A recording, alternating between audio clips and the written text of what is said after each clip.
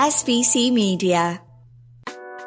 Welcome to the iGaming Daily podcast, analysing the news from the betting and gaming industry all over the globe, supported by Optimove, the #1 CRM marketing solution for the iGaming market. Operators and affiliates have enjoyed a long and convenient marriage, but as times change, is the marriage on the rocks?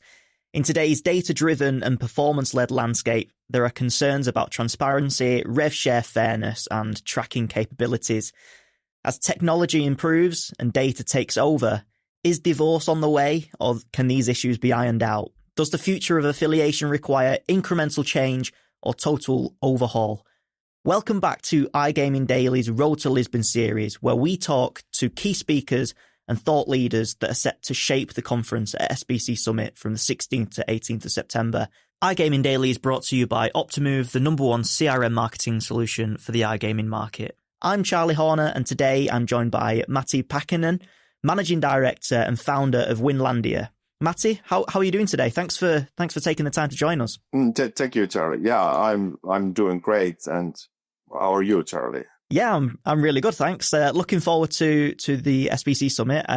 How much are you looking forward to it? A lot. I really had a fun time last time. And excellent. Well, let's dig straight into things because the operator affiliate relationship is something that feels like it's becoming a little bit more tense. So how do you assess the trust dynamics between operators and affiliates at the moment? Do you think the relationship has improved over time or become a bit more bitter? Yes. First of all, I have seen the both sides of this business because I started as an affiliate like in 2007. And today I'm the operator side with Winlandia. So I think today what have changed the business is more regulated. So we all operate in a regulate field. So any operator who would do shady things would be out quite soon. But I think affiliates have a lot of, or personally what I felt when I was an affiliate, and I still see those issues, and they are the lack of stability. You know, like when you make a deal as an affiliate and there's an affiliate manager and you make a deal with the one person and the person might be working with a different company after a month or something. And when that happens, then all the deals are renegotiated and there are predatory terms and everything. And because of that, affiliates they are just asking for high CPA or high hybrid deals because they know how things work. And yeah, I think that is pretty much where we are now with the bigger scale of the business. But with Winlandia, we want to do things differently. Like, our affiliate manager is also a shareholder in the company. So we know that he is committed to Winlandia. So the affiliates who make a deal with us, they know that Christopher, who is our head of affiliates, he is still there tomorrow. Yeah, that's really interesting. Sometimes you don't think about just the dynamics of people change, people leave jobs, and that can impact deals. So I guess you kind of answered my next question really, which is, about how we can start to trust each other a bit more. But do you think it is just about trying to promote a little bit more stability across the board? Yes, yeah. Because overall, when you look companies and if you see that it's a lot of revolving door for affiliate managers, probably it's not a good place for the affiliate manager itself to work there. So why would you do a deal with such company as an affiliate? No, certainly, and I can understand why in that case, they'd seek those high CPA deals up front or sort of those hybrid deals with the CPA up front as well, rather than those sort of rev share deals, which potentially more fruitful over the long term if the partnership is, trustworthy and long term. But as we become ever more data-driven in the affiliate space, is it inevitable that the relationship between operators and affiliates becomes more transparent? Is that a good thing or a bad thing? Does it cut the ability for some operators or affiliates to cut corners? I think data is good for transparency, but it doesn't solve the core issue, which is like the lack of stability. And like I mentioned earlier, like affiliates are after for these high CPA deals. And the issue with the CPA deals is that they are like one-sided. It's either the affiliate will benefit or the operator will benefit. Because, yeah, and the only fair way to do business, what I think, is rev share. But if you do rev share, it needs to be longer-term business. And yeah, and that is like what I want to do with Winlandia. I want to do like longer-term business with affiliates. Mm-hmm. Yeah, I'd love to hear a bit more about Winlandia's approach to what you do with affiliates.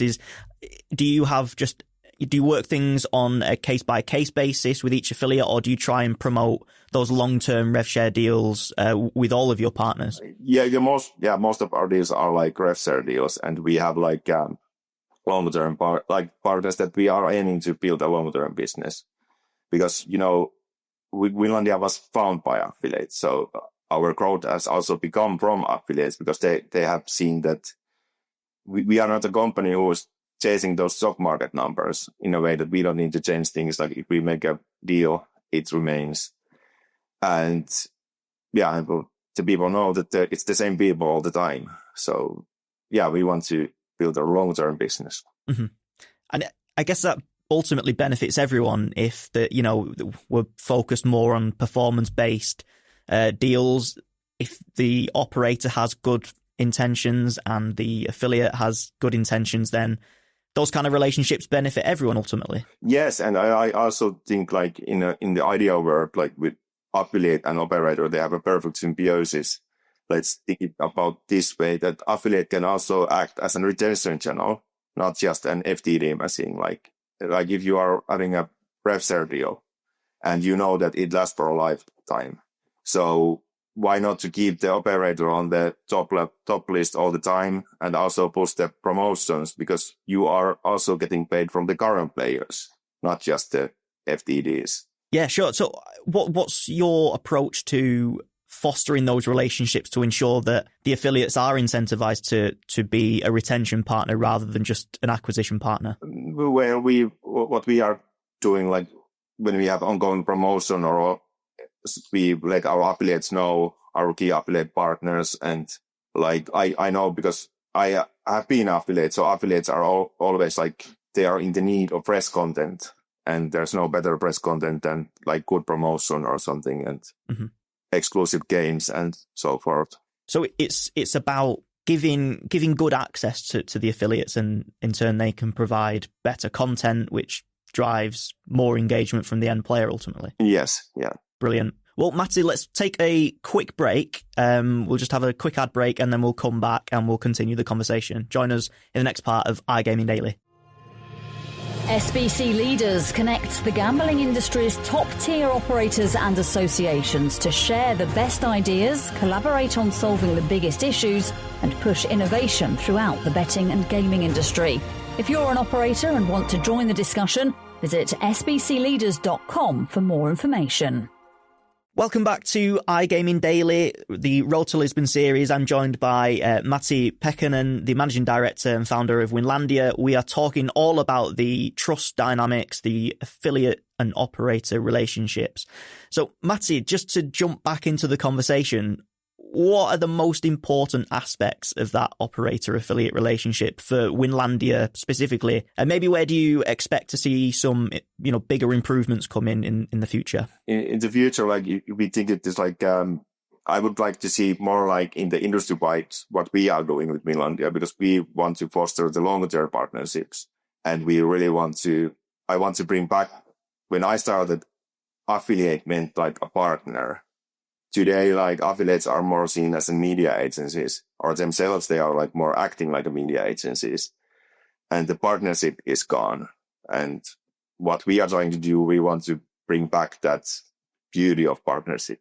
So you feel like the sector's become a bit transactional in a way, just yes, yeah, very business based rather than the people based partnership that it once was. Yes, and that's interesting because the affiliate space has been upended or changed or being forced to evolve really because of the increase of AI. It's changing the way that consumers search. I guess that might in some quarters lead some operators to reduce their reliance on affiliates and look for different channels of acquisition. How would you assess that? And is that something that Winlandia is doing? You know, it strikes me from the conversation and your background that maybe that's not the case, but what do you think about that sort of impact of AI? Like evolution is something that always happens, like technology change, player change, and regulation change.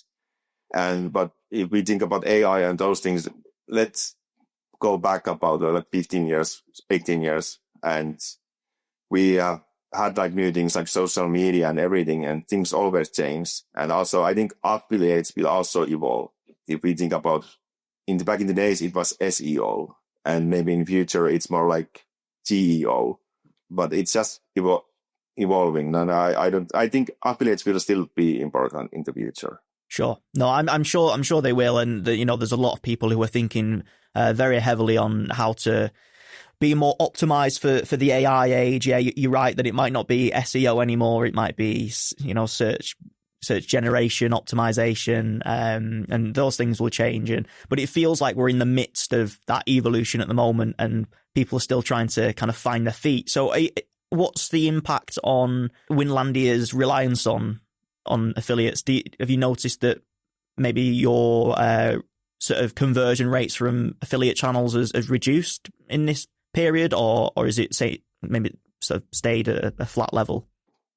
Yeah, of course, with Winlandia, a lot of things have changed because, like, if we think about our former core markets, was like Finland, and we are not able to operate there. And in the future, I think, like, for the regulation, I think the affiliates are not even possible in that sense. But now we are like lucky. We are lucky because, like, the UK market they love Winlandia as a brand, and in there, I see that we can operate as an old school affiliate, build a relationship like we did 15 years ago, 18 years ago. Mm-hmm. So I guess then it's taking things on a market by market basis. Yeah. So I just wanted to go back to that trust aspect that we mentioned earlier. And, you do hear from time to time, there's maybe operators who aren't paying the correct rates, or affiliates, conflating figures, that kind of thing that just damages the trust aspect between the two parties. Do you envisage an increased importance on third parties who can help maybe attribute and track conversions and kind of be like an ombudsman for the sector? Yeah, I understand what you mean, but I think that I would want to say that no, we don't need that, because like if you would need third party mediate, like something was broken on the beginning already. So, but I think the business is like, I think the only way to operate is by honesty and fairness, because the truth is something that will always come out in a way or another. So. Yeah. You would like to think that people are always doing business honestly and with transparency. You've seen people that have tried bad tactics and they are not in the business anymore. So that they will naturally be gone. Yeah. So you think, almost natural selection will take hold and those people will be driven out of the market anyway? Yes. Mm-hmm. Great.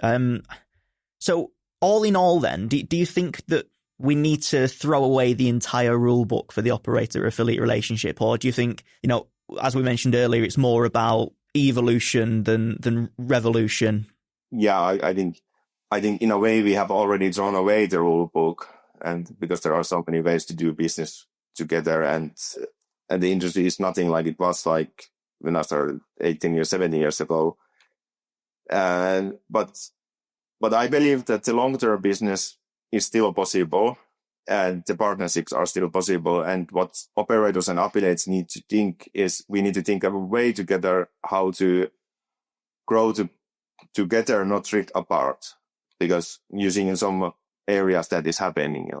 And how are you going to try and promote that as this evolution? Yeah, it's the only way to do that is, I think, just by honesty and by fairness. Yeah, absolutely. Well, Matti, thank you very much for taking the time to talk to us today. Plenty of really interesting insights and something for everybody to take away. And we look forward to seeing you at SBC Summit in Lisbon, and particularly for this panel. So, listeners, if you do want to go and check out that panel, details will be on the website for SBC Summit. We'll put a link into the description of the show. In the meantime, we'll be back with more Road to Lisbon interviews between now and the summit in September. So please do come again and listen to another episode of iGaming Daily. Thank you for listening to today's iGaming Daily podcast, supported by Optimove, the #1 CRM marketing solution for the iGaming market. If you want to find out more about some of the subjects raised today, feel free to explore any of the sites in the SBC News network or check out the latest edition of the SBC Leaders magazine. Happy reading.